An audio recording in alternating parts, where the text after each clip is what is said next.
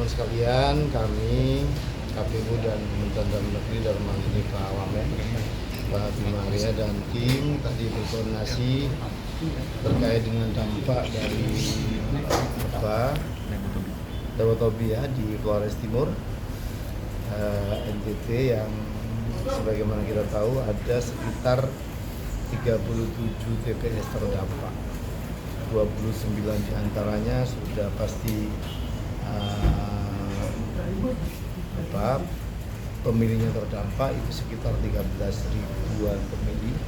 Nah, kami sudah meminta jajaran kami untuk berkoordinasi dengan pemerintah daerah setempat untuk kemudian melakukan update terkait dengan jumlah pemilih yang pindah, relokasi, dan termasuk yang pindah mandiri tidak direlokasi, sehingga data-data kependudukannya kalau hilang kemudian bisa diperbarui, dan ketika hari pemungutan suara itu masih bisa menggunakan hak pilih dengan langkah-langkah extraordinary yang kami lakukan, termasuk berkoordinasi dengan pemerintah daerah. Pada prinsipnya kami masih memantau, menunggu perkembangan situasi di daerah.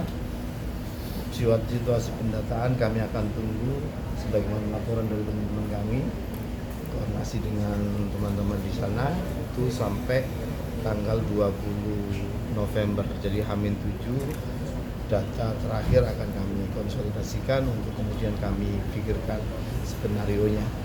Kami belum bisa sampaikan sekarang seperti apa. Ini adalah bagian awal dari setelah kami koordinasi dengan teman-teman Kementerian Dalam Negeri, kami minta teman-teman di bawah untuk berkoordinasi, dan diantaranya itu yang tadi kami bicarakan, berapa TPS terdampak, ada beberapa juga KPPS kami yang belum dilantik, ada yang belum atau sudah dilantik tapi belum di BIMTEK.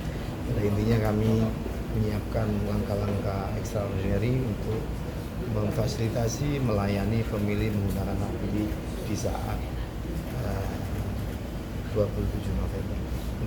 Silakan Pak Amin. Ya, rapat koordinasi sore ini adalah ikhtiar untuk memastikan bahwa semua saudara-saudara kita yang mengungsi itu semaksimal mungkin bisa menggunakan hak pilihnya. Penting untuk dilakukan pendataan dan pemetaan antar instansi, jumlah pengungsi, jumlah TPS, kesiapan penyelenggara, kawan-kawan KPPS, alat-alat dan lain-lain, gitu ya. Dan kemudian kita juga lakukan koordinasi terkait dengan antisipasi yang harus dilakukan apabila memang ada persoalan-persoalan yang sekiranya bisa melanggar atau tidak sesuai dengan aturan-aturan, gitu ya. Jadi ketika mencoblos, ketika terjadi pergeseran TPS seperti apa, nah ini kami koordinasikan tadi bersama teman-teman Bawaslu dan DKPP dengan mendengar laporan dari provinsi dan tentu kabupaten begitu ya. Tadi saya minta juga secara langsung kepada Dukcapil untuk memudahkan, artinya ketika dokumen-dokumen kependudukannya itu rusak atau hilang, maka bisa dimudahkan, disederhanakan hanya dengan menggunakan biodata saja. Jadi kita pastikan Dukcapil setempat melayani, menjemput bola, menyediakan apa yang dibutuhkan untuk selanjutnya dikoordinasikan, disampaikan data-data itu kepada teman-teman KPU dan di TPS nantinya. Jadi cukup dengan menggunakan biodata saja, gitu ya. Tapi tentu semua nanti harus dikoordinasikan lagi dengan teman-teman Bawaslu ya agar semua tetap sesuai. Dan tadi juga sudah disampaikan bahwa ini ada dalam status tanggap darurat sampai bulan Desember, 31 Desember begitu ya. Nah, tentunya dalam konteks tanggap darurat ini segala sesuatu yang berbeda, pasti akan ada penyelesaian yang dimungkinkan dan dibenarkan secara undang-undang. Dan kesanalah nanti kita bersama-sama berkoordinasi. Mas, artinya TPS-nya dipindah ke pengungsian atau gimana, Mas?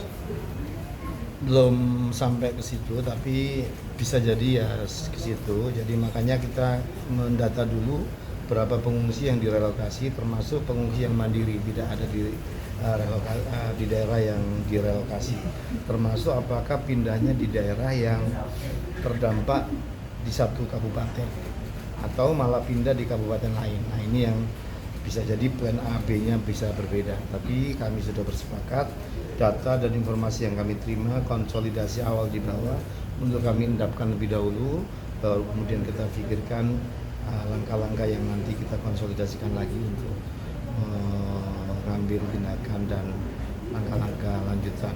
Yang bisa kami sampaikan juga teman-teman sekalian, kabar baiknya logistik tidak terganggu sama sekali karena di lokasi gudang yang dipunyai oleh KPU Flores Timur itu jauh dari lokasi musibah bencana sehingga tidak ada kekhawatiran untuk logistik dan kita bersyukur. Oke. Pak, terkait soal- penyaluran bansos, Pak, itu kan diminta dihentikan sebelum pilkada. Pak Wamen, nah ini surat edarannya sudah didistribusikan ke daerah-daerah belum?